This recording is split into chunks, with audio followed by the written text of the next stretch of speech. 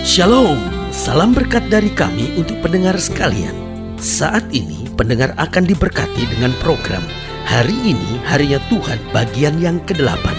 Sebuah program rohani tentang doktrin Alkitab yang menolong kita untuk semakin tertanam dalam kebenaran firman dan bertumbuh dalam kemuliaan. Bersama hambanya, Pendeta Gilbert Lumwendong, STH.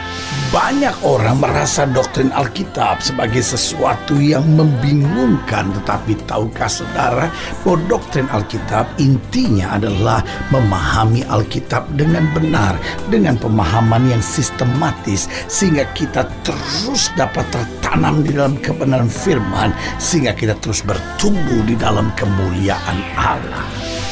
Buka hati saudara sekalian untuk menerima berkat-berkat firman-Nya hari ini. Persoalan dunia sekarang ini, banyak orang menjadi khawatir dengan masa depannya. Dan repotnya saya pelajari ketika orang khawatir dengan masa depannya, yang pertama cenderung takut, cenderung bimbang, dan cenderung jadi orang yang labil gitu. Kenapa? Karena dia khawatir akan masa depannya. Dan habis itu saya pelajari ketika orang khawatir dengan masa depannya, cenderung mudah mencari peramal-peramal gitu, ya kan?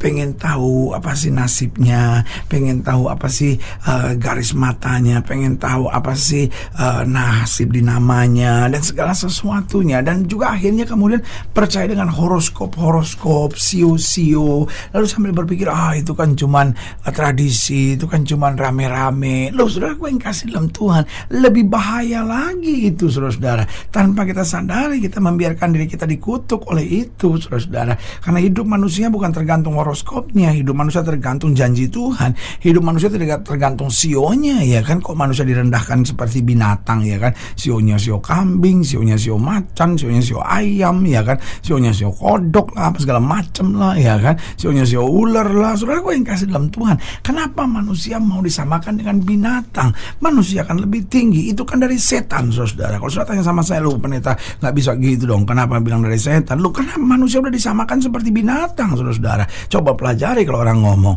ayah saya sionya kambing, kalau saya monyet, kalau suami saya kuda, ya kan, anak saya ular. Sudah bisa bayangin nggak ngomongnya aja begitu, anak saya ular, suami saya monyet, ya kan? Ya sudah, gue yang kasih dalam Tuhan. Jadi sudah lihat, kenapa? Karena kita kadang-kadang udah nggak bicara sionya ini, sio enggak lagi gitu. Kenapa? Karena memang pada dasarnya setan ingin manusia rendah, tapi Allah mau memuliakan manusia. Karena itu jangan percaya dengan horoskop, jangan percaya dengan sio-sio, jangan percaya dengan paranormal, jangan pergi pada kuasa-kuasa kegelapan, percaya ramalan-ramalan nasib. Sebagai hamba Allah, saya mau bilang, masa depan kita secerah janji-janji Allah.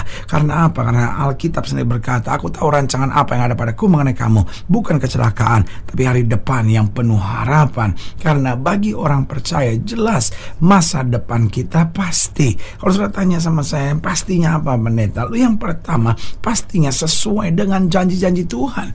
Lu kalau Tuhan sudah berjanji dia menyertai kita, Tuhan berjanji bahwa kita menerima kerajaan yang tidak tergoncangkan, Tuhan berjanji 1.000 boleh rebah di sisi kiri kita, 10.000 boleh rebah di sisi kanan kita, tapi itu tidak akan menimpa kita.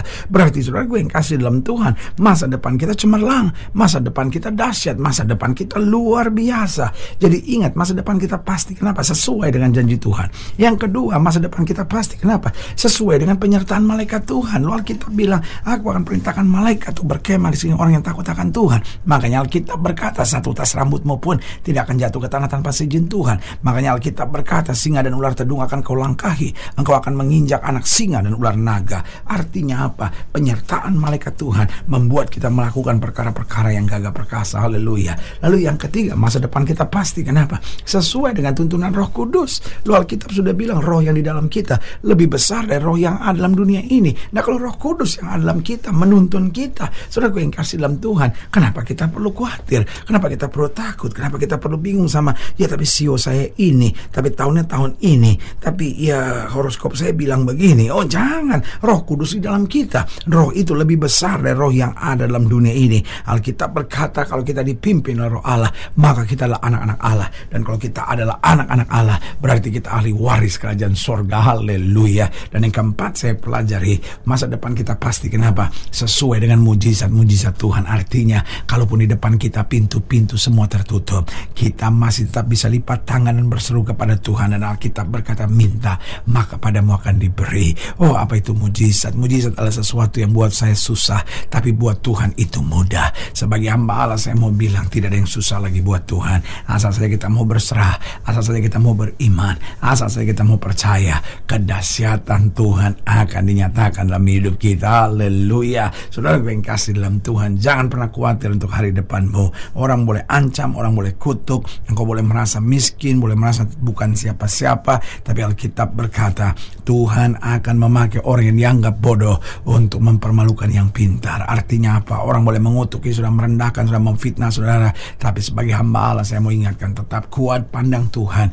Tuhan tahu hari depan kita akan cemerlang dan luar biasa. Haleluya. Selamat datang dalam program kita hari ini, harinya Tuhan, sebuah program rohani yang kembali mengingatkan kepada kita betapa pentingnya kita menjadikan firman Tuhan sebagai dasar keseharian hidup kita. Selama kita jadikan firman Tuhan sebagai dasar keseharian hidup kita, langkah-langkah ke depan kita penuh dengan kepastian, kemenangan, berkat, mujizat, dan perkara-perkara besar. Haleluya. Dan dalam program ini kita sedang membahas tentang Allah mengetahui masa depan. Oh, luar biasa saudara-saudara. Kalau Allah kita tahu masa depan kita, Dia tidak akan pernah mengecewakan kita, Dia tidak pernah akan mempermalukan kita, Dia tidak pernah akan meninggalkan kita. Haleluya.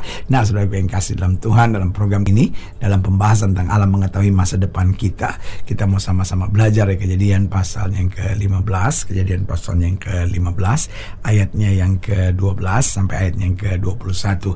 Kejadian pasal 15 ayatnya yang ke-12 sampai ayatnya yang ke-21. Demikianlah firman Tuhan. Kejadian pasal 15 ayat 12 sampai ayatnya yang ke-21. Menjelang matahari terbenam, tertidurlah Abram dengan nyenyak, lalu turunlah meliputi gelap gulita yang mengerikan.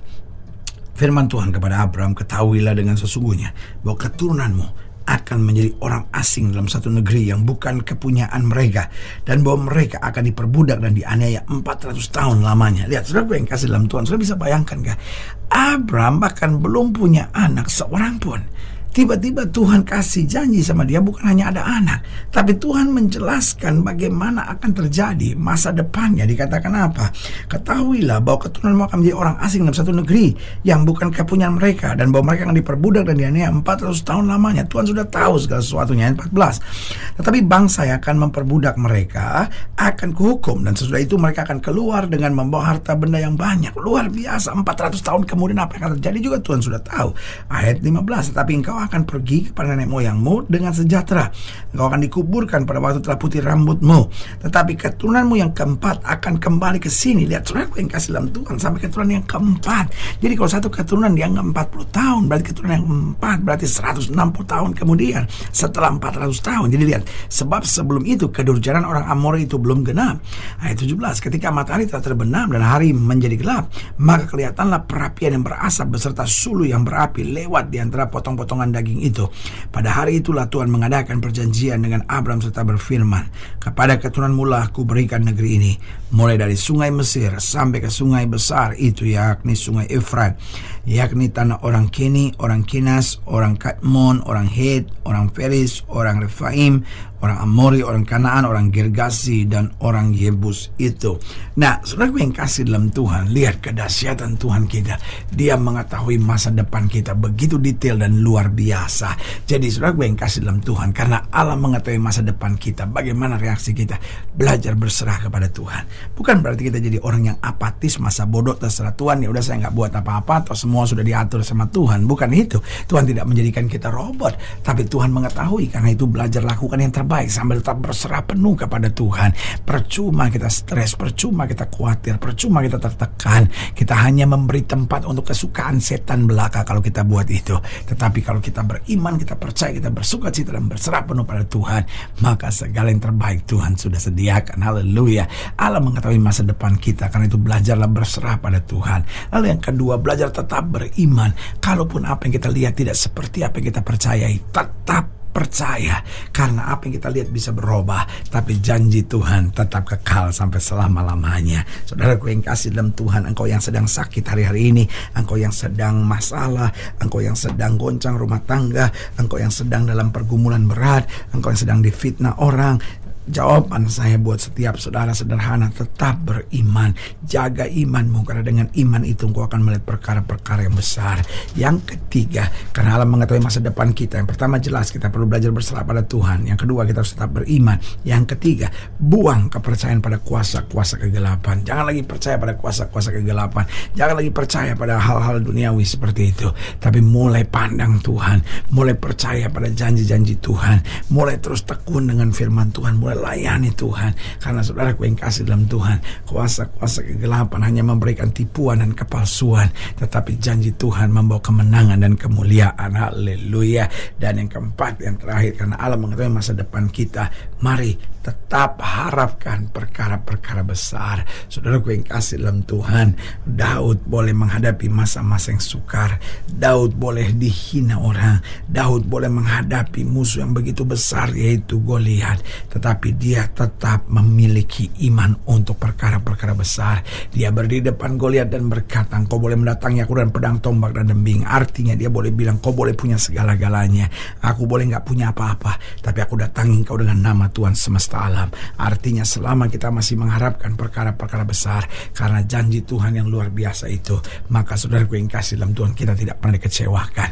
Jangan pernah menangisi masalah, jangan pernah berpikir yang buruk tentang masalah-masalah kita. Masalah kita itu baik. Dia melatih iman kita, dia merontokkan segala kesombongan kita, dia merubah karakter kita, dan setelah kita selesai dalam prosesnya Tuhan, maka dia angkat kita untuk mengalami kedahsyatan kemuliaannya. Haleluya. Saudaraku yang kasih dalam Tuhan, jika saudara yang dilayani lebih jauh, hubungi kami melalui telepon, hubungi kami melalui surat, kunjungi website kami, karena kami ada untuk membawa Bapak Ibu saudara senantiasa lebih dekat pada Tuhan dan mengalami kasih kuasa mujizat yang luar biasa. Haleluya. Secara khusus melalui program ini juga saya mau berdoa buat setiap saudara yang sakit, setiap saudara yang berbeban berat, karena saya percaya bahwa bagi Allah tidak ada perkara yang mustahil. Nah, saudara yang ingin doakan secara khusus, boleh taruh tangan kanan saudara di dada dan kita akan berdoa. Mari kita berdoa. Bapa, dalam nama Yesus, hamba doa buat yang sakit, hamba doa buat yang berbeban berat, hamba doa untuk setiap mereka sedang menghadapi masa-masa yang sukar, karena hamba percaya bahwa bagi Allah tidak ada perkara yang mustahil. Bapa, hamba berdoa di dalam nama Yesus, Tuhan jamah yang sakit, Tuhan sembuhkan, yang lemah Tuhan kuatkan, yang susah Tuhan hiburkan, yang jatuh Tuhan angkat, sehingga hari-hari yang penuh kemenangan boleh berlaku. Secara khusus hamba doa buat mereka yang taruh tangan kanannya di dada, di dalam nama Yesus, Tuhan jamah anugerah kasih karunia kuasa berkat Tuhan yang sempurna boleh terus mengalir. Bahkan mereka yang mungkin hari ini khawatir dengan masa depannya, percaya peramal-peramal horoskop paranormal, hamba doakan dalam nama Yesus dilepaskan ikatan kuasa kegelapan. Kami pandang Yesus dan kami mengalami kemenangan yang sempurna. Di dalam nama Yesus kami berdoa. Haleluya. Amin. Saudara yang kasih dalam Tuhan, kita sudah berdoa. Ingat, Allah tidak pernah lalai menepati janjinya. Inilah saatnya buat kita untuk bangkit bersemangat, bersuka cita dalam menghadapi segala perkara. Karena kita tahu Yesus hidup, Yesus berkuasa, dan selalu menyediakan yang terbaik buat anak-anaknya. Doa saya menyertai saudara. Sampai berjumpa pada program berikut, dan jangan lupa jadikan hari ini harinya Tuhan. Haleluya.